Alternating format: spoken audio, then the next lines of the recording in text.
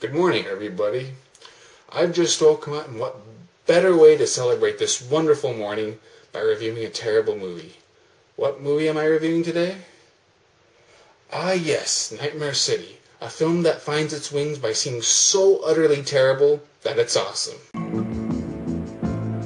The film is about a one-dimensional reporter who witnesses a zombie uprising. He intends to report it, but the government says no, and as said, he's a one-dimensional reporter, so he complains. Unfortunately, that characterization is pretty pointless, as the zombies take over pretty quickly and he just must run away with his wife. Unlike the Romero zombies, these suckers haul ass and use guns, although they occasionally revert to the slow movie ones. Well, if the plot calls for it. Gunslinging zombies. How is that not awesome? But why is it so terrible? Well, why not? The acting mostly sucks, the characters suck, the makeup effects suck, the directing sucks, the writing sucks, and the pretentious commentary sucks too. Of the human race. Create and obliterate until we destroy ourselves. The photography, well, that's okay.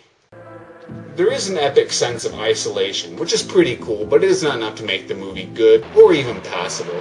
Also, the film spends way too much time with its victim fodder. And why is the hottest chick with the oldest guy in the movie? Hey, that's Steven Seagal's job, mister! Really, the movie is just about zombies ripping off women's clothing or stabbing them in the breasts, or both. Misogynist much? But everything about it moves so quickly and is so absurd that I can't help but enjoy it. But most of all, gunslinging zombies. How is that not the coolest thing ever? You can put gunslinging zombies in any film and it would be good. Hell, you can put them in Citizen Kane, a film that is practically perfect, and it would still be better. I also love the ending. They're about to be rescued, the wife falls, turns into a dummy, and it was all a dream. But then he begins to relive the beginning of the movie, and we're about to find out if it's about to go into the same cycle as before when...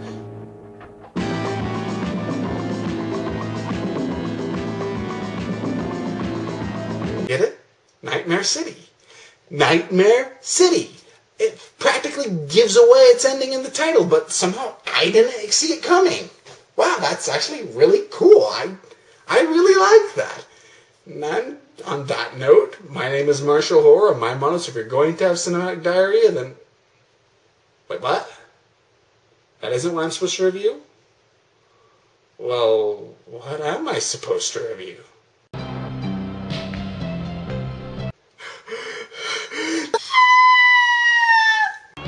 So Demons 3, The Ogre.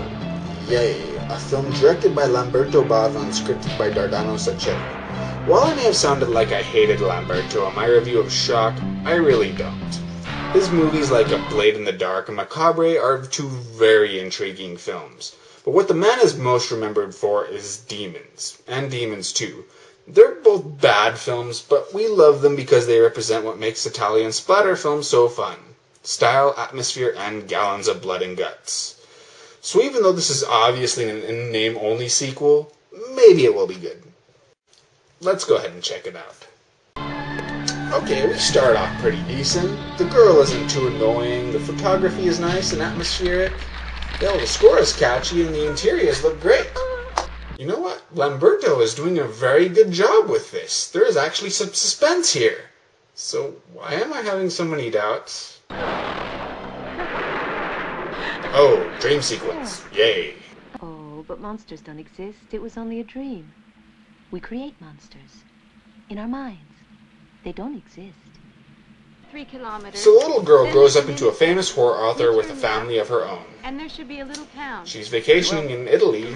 Wow, an Italian horror film that actually takes place in Italy. Believe it or not, that is actually very rare. Well, Mom, you mean the stuff you write isn't true? Bobby, Mommy writes fiction. That's different. The fruits of my imagination. When was it that you started writing horror stories?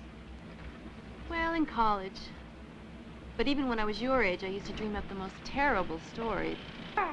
Oh, darling, it's enormous. So they're vacationing in a castle, which I suspect was acquired by the producer before the script was actually made. Still, it looks great, both the interiors and the exteriors. So far, so good. Stopping here in our village? They do have some trouble getting there, however, and the villagers refuse to help for cliched reasons. So who could we ask? No one in this town. Everything is fine at first, but then she starts having dream sequences and eventually finds her long-lost teddy bear in the basement, just like the one from before.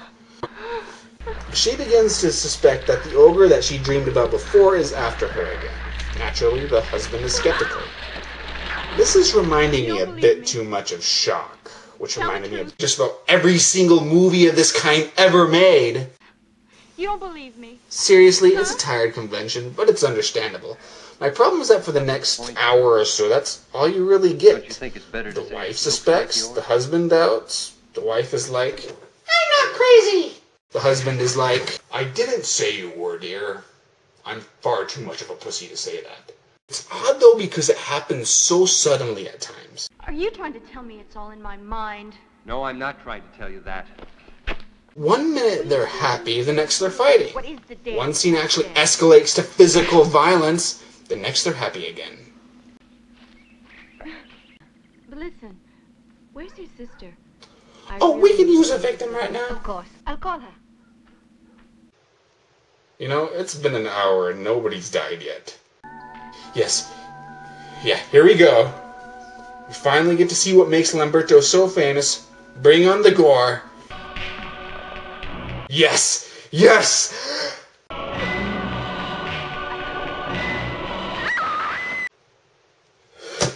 That's it? That's all we get to see? It just rips off her shirt and then it cuts away? Wait, it rips off her shirt and cuts away? Let me rewind something real quick. According to an old legend, ogres mate with women who smell of orchids. Oh. Oh. Oh. Oh. What's wrong with you, movie? So how does it end? Well, the wife kills the ogre, it vanishes and... Wait, what? So it was all a dream? Guess from now on I better stick to children's stories, huh? So did her dream become reality? The hero Poor girl who we thought was dead is mentioned to have been with her boyfriend all along, so you'd think so. But the husband saw it, unless that was a dream too. Why is the hero claiming to have been the hero when the wife was the one to kill it? Why does it look like somebody is watching them? Why does this movie ask so many questions? We don't want to think about these bad movies. And if you're going to have an ambiguous ending, you're going to make us ask a lot of questions. We'll be thinking about it hours and hours upon end, trying to figure out what the hell just happened. And I do not want to think of this movie, man. It was horrible and boring. I am the waffle maker. It was only a dream. Oh, man. You know, I think I have a review I have to do today.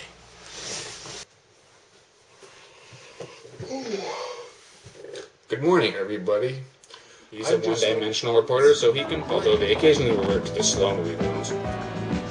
That sucks. The directing sucks, the writing sucks, and the isolation, which is pretty cool, but it is not enough to make the movie good, or even the beginning of the movie, and we're about to find out if it's about us going to the same site. On that note, my name is MartialHorror, and my motto is if you're going to have cinematic diarrhea, then... Wait, what? That isn't what I'm supposed to review? Well, what am I supposed to review?